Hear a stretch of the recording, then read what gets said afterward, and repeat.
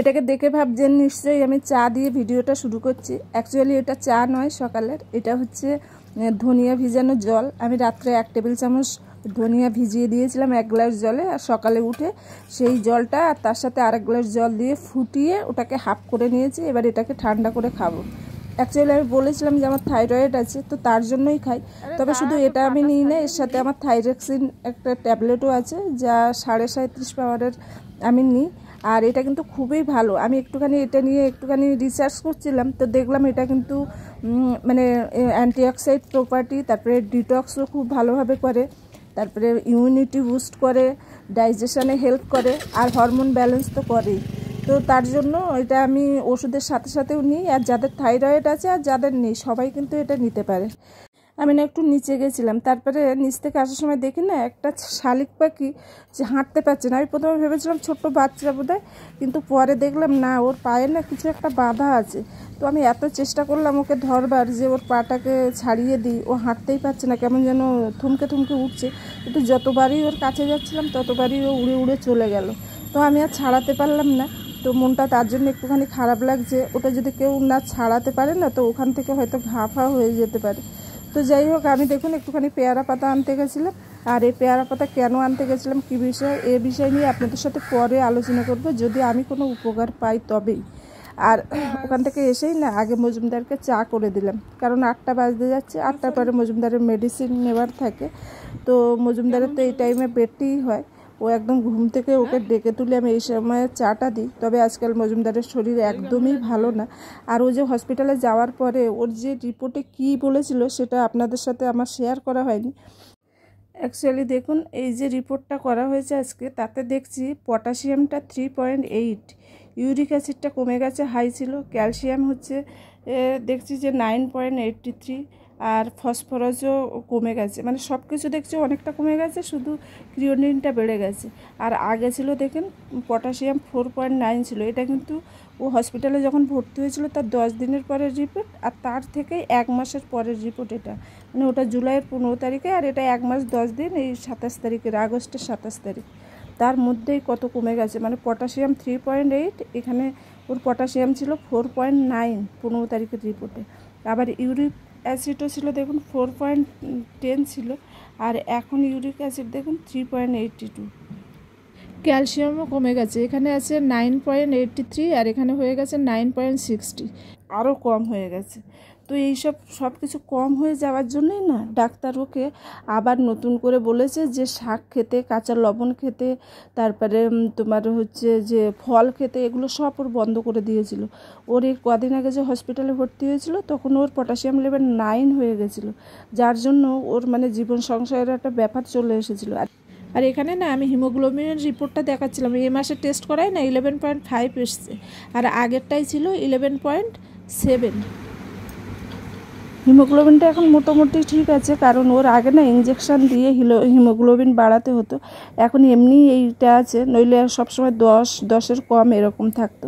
তো আমি একটা চিন্তায় আছি যে ডাক্তার এটা কি বললো, আমি তো ওর সাথে যাইনি, তো কতটা বেশি করে ও শাকসবজি দেবো, বা লবণ, কাঁচা লবণ খেতে দেবো, বা ফল খেতে দেবো। আবার যদি হঠাৎ করে বেড়ে যায় তখন আবার কি হবে, সেই চিন্তায় আমি মানে পাগল হয়ে যাচ্ছি আর কি। সেই হয় না, ঘর পোড়া গরু সিঁদুরে মেঘ দেখলে ডরায়, তো আমার অবস্থা হয়েছে তাই। আবার মনে মনে টেনশন হচ্ছে খেতে দিয়ে যদি আবার বেশি হয়ে যায়। তো এই কাজ সঙ্গে না গেলে না এই দুশ্চিন্তাগুলো থেকে যায়। আমি গেলে খুব ভালোভাবে বুঝে আসতে পারতাম।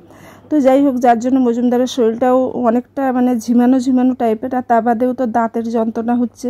তারপরে আবার বলছে যে বুকের ভিতরে যেন কেমন একটা মানে হচ্ছে, ওর বুকের ভিতরে যেন মনে হচ্ছে কোনো সর্দি ফর্দি শুকিয়ে গেছে, এরকম টাইপের একটা। তো যাই হোক, কি করা যায় দেখি একটুখানি। তো মজুমদারের চা দিয়েছিলাম, আমি তো খাইনি, তাই আমি এখন চা নিয়ে বসেছি। আর তার সাথে সাথে না ইন্ডাকশানটা নিয়ে বসেছি। কেন জানি না আজকাল দেখছি অন অফ বোতামটা চাপলে না অন হতে অনেক টাইম লাগছে, মাঝে মাঝে হচ্ছেই না। তো মজুমদার বললো দাও আমি একটু খুলে দেখি, কারণ অনেক সময় না ইন্ডাকশানে রান্না করতে করতে যদি ওর ভিতরে জল পড়ে যায় তাহলে এইগুলো অসুবিধা হয়। তো আমরা এরকম আগেও 2-1 বার করেছি, ইন্ডাকশানটা খুলে সেগুলো বেশ ভালো করে পরিষ্কার করে দিলে জল টলগুলো আবার ঠিকঠাক চলে। কিন্তু মজুমদার তাতে আমাকে একটুখানি বকারও টাইম পায় যে ভালোভাবে দেখো না, ঠিকভাবে রান্না করো না, খেয়াল করো না। অ্যাকচুয়ালি আমি ঠিকভাবেই করি, কখনো কখনো কী বলুন তো, ধরো বসিয়ে দিয়ে অন্য সাইডে চলে গেছি, হুট করে সেই টাইমটাই কিছু একটা হয়ে গেল, কিংবা বাচ্চারা যখন কিছু করে তখনও কিছু একটা অসুবিধা হয়ে যায়, মানে জল টল পড়ে গেল, দুধ টুধ পড়ে গেল। তো যাই হোক, আজকে কিন্তু জল টল কিছুই পড়েনি, মজুমদার আজকে আমাকে বকতেও পারেনি এ নিয়ে। তো কি হয়েছে বুঝতে পারলাম না, তারপরে সারাই করার পরে অন করে দেখলাম অন হচ্ছে না। তো ওটা নিয়ে এখন আমাকে যেতে হবে মেকানিকের কাছে। তো দেখি কবে টাইম হয় এর জন্য আবার। তো এখন দেখুন মজুমদারকে খেতে দিয়ে দেব। আর শ্রেয়াও কিন্তু আজকে এই টিফিনই নিয়ে গেছে। আমি আলু সিদ্ধ করে ওর একটা মানে বেশ মাখা মাখা তরকারি করেছিলাম, আর তার সাথে রুটি করেছিলাম। তো শ্রেয়ার রুটিগুলো একটুখানি ঘি দিয়ে দিয়েছিলাম, ঘি দিয়ে মাখিয়ে দিয়েছিলাম রুটিতে যাতে নরম থাকে। আর মজুমদারের রুটিটা না করেই আমি মানে ধুয়ে নিয়েছিলাম গরম গরম, তাতে রুটিটা একটু নরম হয়ে আছে, কারণ ওর দাঁতের জন্য ও খেতে পাচ্ছে না, একদম খুব অসুবিধা হচ্ছে। তো যাই হোক, ওকে খেতে দিয়ে দিলাম। আর ও কিন্তু এখন মাছ আনতে চলে গেছে, ঘরে একদমই মাছ নেই। আর আমি আর গেলাম না, কাজ অনেকটাই হয়নি। আর এদিকে দেখুন আমার করলা গাছে কিন্তু আজকে দুটো ফুল ফুটেছে, একটা মেল একটা ফিমেল। তো আমি মেল ফুলটা নিয়ে ফিমেল ফুলে একটুখানি মানে পলিনেশন করব। আর এদিকে গাছটা ধীরে ধীরে একটু একটু সুস্থ হচ্ছে, বেশ আমার ভালোও লাগছে। কিন্তু মানে গাছটা যে এতটা ভালো হচ্ছে, আর কালকেও একটা ফুল ফুটেছিল, আজকেও একটা ফুটেছে।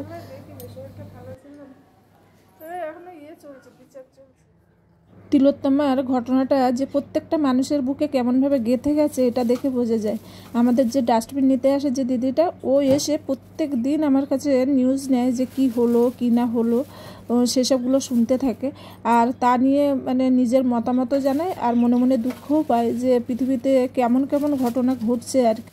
এখানে একটি চিংড়ি মাছ এনেছে, চিংড়ি মাছের সাইজগুলো কিন্তু বেশ বড় আছে আর মোটামুটি ভালো আছে। আর তার সাথে সাথে না একটুখানি বেলাতে গেছিলো বলে আর কোনো মাছই পাইনি, একটুখানি কাতলা মাছ পেয়েছে। তো সেই কাতলা মাছ নিয়ে চলে এসেছে, আমাকে ফোন করেছিল যে নেবো কিনা। আমি বললাম নাও অল্প করে, কারণ মজুমদার তো চিংড়ি মাছ খায় না, তো ওর একটুখানি অন্য কোনো মাছ না হলে ওকে দেওয়াও যায় না।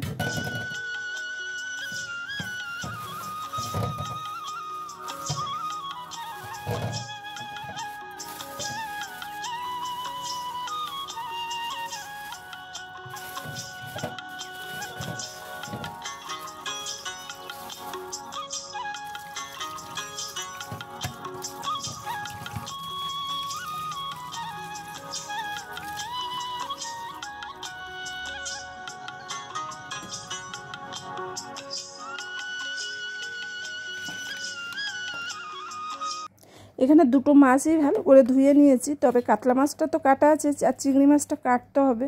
তো মাছটা ধোয়া হয়ে গেছে, তার জন্য আমি একেবারে আজকে যতটুকানি খাবো ততটুকানি বাইরে রেখে দেবো, আর যতটুকানি লাগবে না সেগুলো বেশ ভাগ ভাগ করে রেখে দেবো।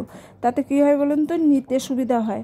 সব মাছ একসাথে বাইরে বার করতে হয় না, বারবার জলে দিতে হয় না, ওতে মাছের কোনো স্বাদও তো থাকে না, তার সাথে সাথে কিন্তু মাছ একটুখানি আষ্টে গন্ধ মতো হয়ে যায়। তো আমার একদমই ভালো লাগে না, ওই জন্য আমি কিন্তু ভাগে ভাগে কৌটোর ভিতরে রেখে দিই। যখন আমার দরকার পড়ে তখন কৌটোটা বার করে আমি সেই সাইড থেকে ভেঙে বার করে নিই। এটা আমি যেমনভাবে রেখেছি এটা কিন্তু আমি খুব সহজেই বার করে নিতে পারবো। যখন এটা একদম বরফে টাইট হয়ে যাবে তারপরে আমি বার করে ভেঙে নিতে পারবো, তো অসুবিধা হয় না। আর এদিকে তো আমার কাক মহারানী চলে এসেছে, ওকে খাবার দিতে হবে, যদিও সকাল থেকে দেওয়া হয়ে গেছে। কালকে রাত্রে না একটা বাসি রুটি ছিল, সেটা সকালে উঠেই টুকরো করে দিয়েছি। তবে একদম সকাল সকাল বলি না, ওই কবুতর আর শালিক পাখি আসে, আর এরা একটু বেলায় আসে। শুনেছি কাক ভোর না হতে উঠে যায়, কিন্তু এরা আমার খাবার খেতে কিন্তু একটু দেরিতে আসে। আর শালিক আর কবুতরের না আমি কিছুতেই ভিডিও করতে পারি না, আমি যেমনি ক্যামেরাটা অন করে কাছাকাছি যাই অমনি ওরা উড়ে চলে যায়। কিন্তু এরা অনেক দিন থেকে খেতে খেতে না, এরা আমি ক্যামেরা নিয়ে গেলেও এখন সরতে চায় না। তো যাই হোক, জল আর খাবারও দিয়ে দিলাম ওদেরকে। মজুমদার মার্কেটে কিন্তু গিয়েছিল, যখন বললো যে কাতলা মাছ আনবো, তখন আমি বললাম তাহলে একটুখানি ঝিঙে এনো, তাহলে ঝিঙে দিয়ে একটুখানি পাতলা করে ঝোল করব, কাতলা মাছ তো ভালোই লাগবে। তো তার ঝিঙের সাথে সাথে এই যে একটুখানি পেঁয়াজ আর আলু নিয়ে চলে এসেছে। সবজি আজকাল ভালো পাওয়া যাচ্ছে না, কারণ চারিদিকে বন্যা হচ্ছে, সবজির দাম যেমন বেশি তেমন চাইলেও পাওয়া যাচ্ছে না। তো যাই হোক, টুকটাক যেমন সবজি পাওয়া যাচ্ছে সেটাই দিয়ে মানে চলছে আর কি। আর আমরা তো বাঙালিরা দেখবেন একটু সবজি না হলে ঠিক দিন চলে না, এক দুদিন হয়তো এধার ওধার করে খেয়ে নেব, কিন্তু তারপর থেকে আর ইচ্ছা হয় না।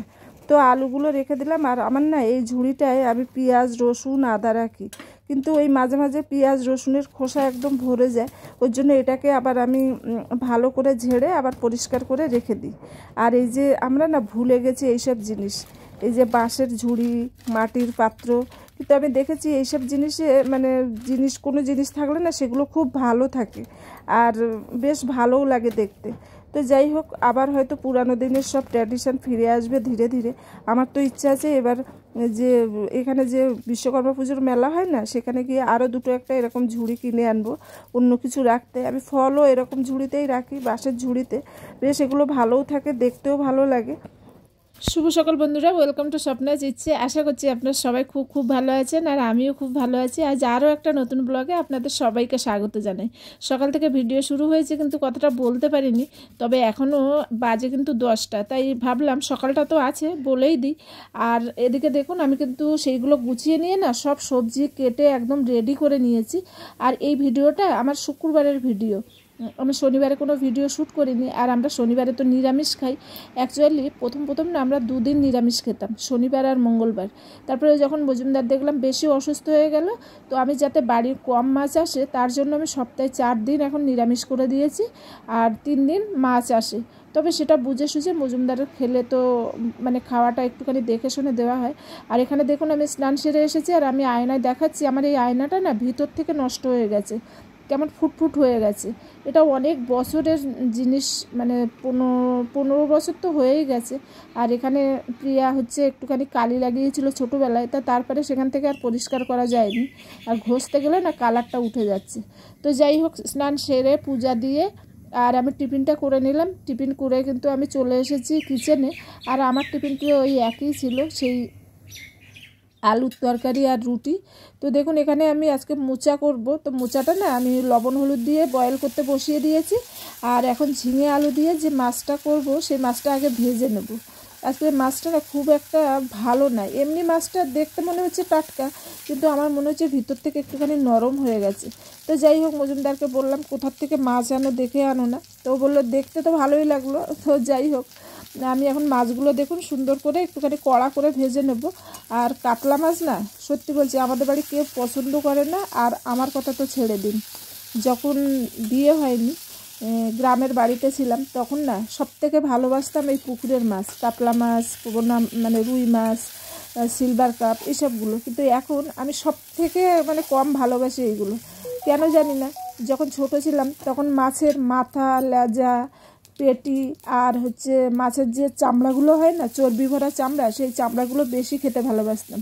কিন্তু বিয়ে হবার পরে যখন শহরে আসলাম, শহরের এই কাতলা খাবার পরে না এই সবগুলোর প্রতি তো আমার তৃষ্ণা এসেই গেছে। আর কাতলা মাছটা আমি কিছুতেই আর মানে ভালোবেসে খেতে পারি না। আর সব থেকে বড়ো কথা, অপশান তো অনেক আছে। যদি কলকাতায় শ্বশুরবাড়িতে থেকে যেতাম তো ওটা হয়তো আরও বেশি করে ভালোবেসে ফেলতাম ওই কাতলাটাকেই। কিন্তু যেহেতু পাড়াদ্বীপ এসেছি আর এখানে সমুদ্র নদীর মাছ প্রচুর পাওয়া যায়, তাই আমার অপশান থাকার জন্য না ধীরে ধীরে এর প্রতি ভালোবাসাও চলে গেছে। তো যাই হোক, মাছটা দেখুন ভেজে উঠিয়ে নিয়েছি। তারপরে কড়াইতে আমি পেঁয়াজ দিয়ে দিয়েছি। পেঁয়াজটা ভালো করে মানে সাদা জিরে আর পেঁয়াজ দিয়েছি। পেঁয়াজটা ভালোভাবে ভাজা ভাজা হয়ে আসলে আলু আর ঝিঙেটা না একসাথে দিয়ে দিয়েছিলাম, দিয়ে ওটাকেও একটু কিছুক্ষণ কষিয়ে নিয়েছি। নিয়ে এখন আমি যে রেগুলার বেসিসে গুঁড়ো মশলা থাকে, হলুদ, লবণ, একটুখানি লঙ্কার গুঁড়ো দিয়েছি। আর আমি পেস্ট করে নিয়েছিলাম গোলমরিচ, আদা, জিরা আর হচ্ছে লঙ্কা, সেটাও এর মধ্যে দিয়ে ভালো করে একসঙ্গে এখন কিন্তু কিছুটা টাইম ধরে একদম লো ফ্লেমে এটাকে ভালো করে কষিয়ে নেব, যতক্ষণ না এর ভিতর থেকে মানে তেল বেরিয়ে আসছে।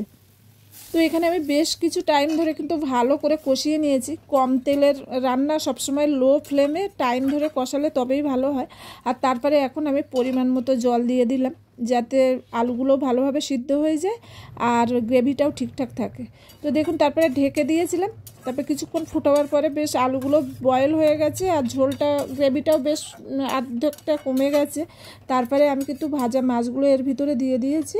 এখন আরও 5 মিনিট ফুটতে দেবো। ফোটার পরে এটাকে আমি ভালো করে নেড়ে চেড়ে নামিয়ে নেব।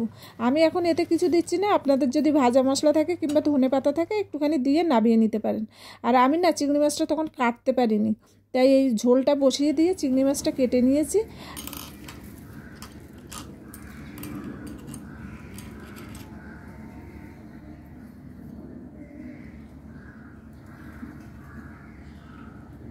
তো চলুন, এদের তো খাওয়া হয়ে গেছে, আমাদেরও খেতে হবে। তার আগে দুপুরে কি রান্না হয়েছে সেটা একবার দেখিয়ে দিই।